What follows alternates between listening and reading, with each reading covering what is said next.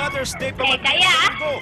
Kumakalat sa Facebook ang video ng isang nanay sa Indonesia na pinagmamalupitan ang sariling baby.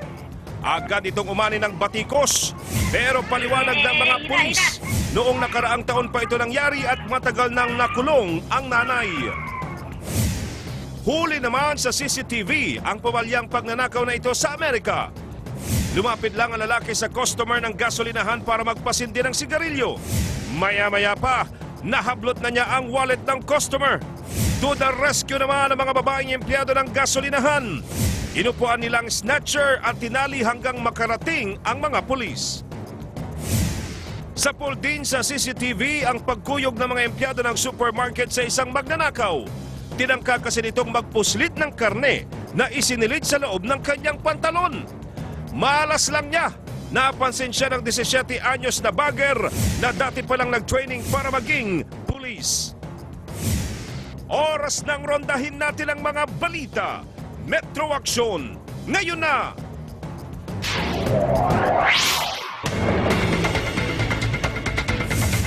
Ito ang malulupit na eksena sa Metro Action.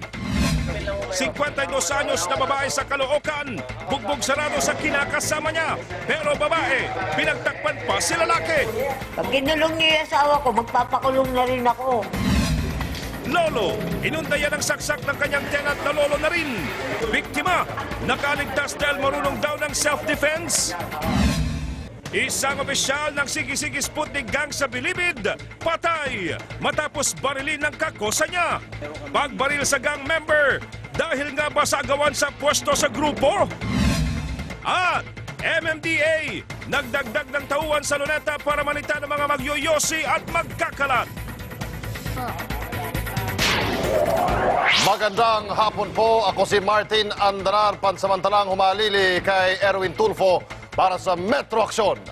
Kirat na ang mata at basag ang mukha ng isang babae sa Caloocan matapos ang bugbugin ng kanyang kalivin. Ligtas na si babae, pero na nasa barangay na nagpakamartir ang biktima at pinagtakpan pa si lalaki. Ika nga, love is blind.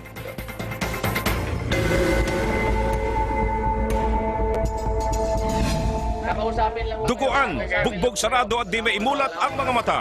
Ganyan dinatna ng mga otoridad ng 52 anyos na si Emelita Villa. Agad inaresto ang 41 anyos niyang kinakasama na si Eduardo Lerico dahil sa panggugulpi umano kay Villa. Inuumpog siya sa sumento. Pati mga pamangkin niya, kitang-kitang ginagawa sa kanya. Kaya lang, wala magawa yung mga bata, mga binapilo. Pero nangatwira ng sospek. Nabigla nga sir, dahil nasa pako eh. Ang biktima naman, pinagtakpan pa ang kanyang kalivin.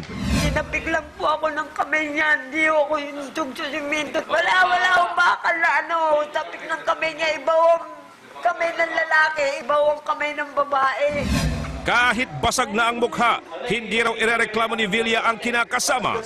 Mahal ko asawa ko, hindi ko ano yan. Mahal na mahal ko yan kasi namatay ang tatay ko, nanay ko, pamangkin ko. Maraming natulungan niya. Ayon sa psychologist na si Dr. Camille Garcia, battered wife syndrome ang tawag sa ikinilos ni Villa. Takot daw ang kadalasang dahilan kung bakit nagkakaganito ang isang babae. Sa kaso ni Villa, posibleng ang kawalan daw ng kakayahang tumayo sa sarili ang rason kung bakit di niya maiwan ang kinakasama. Kalaboso pa rin si Lerico dahil sa mga kasong alarm and scandal at resisting arrest. Kalaboso ang isang lolo matapos saksakin ang kanyang bulag at lolo na rin na landlord sa QC. Malas kasi niya, marunong pala mangarate ang kanyang biktima. Narito ang report. Sa kulungan nagpalipas ng gabi ang 57 anyos na si Rolly Orario. Kalaboso si Orario matapos saksakin ang bulag niyang landlord na si Antonio Kapangyarihan.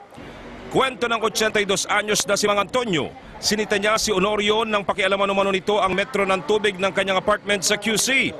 Dito na raw nagwala ang lasing na si Honorio at hinabol ng saksakang lahat ng masalubong kasama na si Mang Antonio. Ang kaso, marunong pala ng self-defense ang matanda, kaya daplis lang sa kanang braso ang inabot niya. Basta ho naramdaman ko ang tao, hindi ako masyadong mapupuruhan niya. Kami doon nag-abot sa may upuan. Patay yan. Sisipain ko sa yan. Tumanggi naman ang sospek sa bintang. Hindi akong ginawang kasalanan.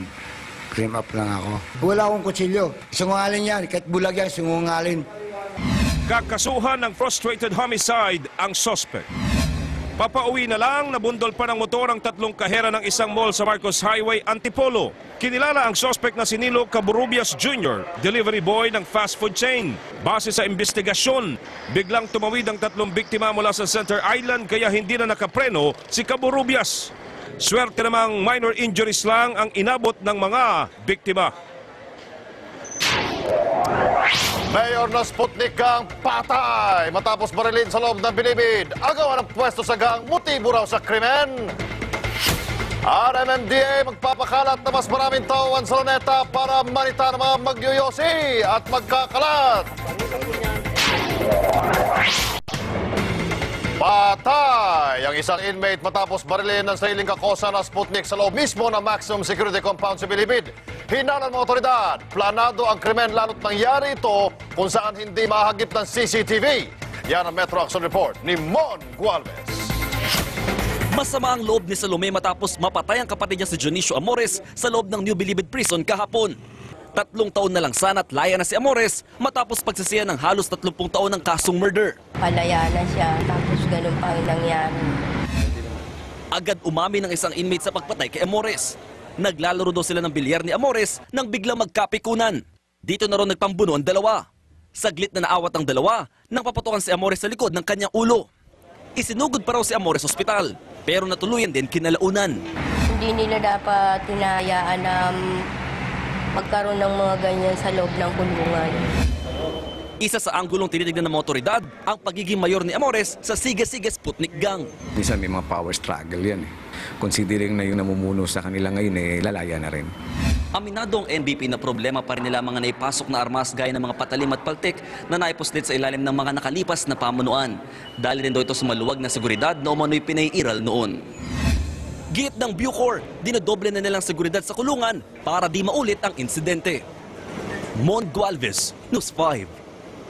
Para panatiling maayos, malinis at maganda po ang Luneta, maigpit nang ipatutupad na MMDA at National Parks Development Committee ang no smoking at anti-littering campaign sa buong parke. Nagpakalat po ang MMDA ng 200 enforcers sa Luneta para magmanman sa mga lalabag. 500 hanggang 1,000 piso kaya community service ang parusa sa mga lalabag. Pero para sa unang 2 linggo, sita at paalala muna ang gagawin ng mga MMDA enforcer. Bukod sa mga nag-yosi, damay din pati mga nagtitinda dahil maging ang pagtitinda ng yosi, bawal na rin.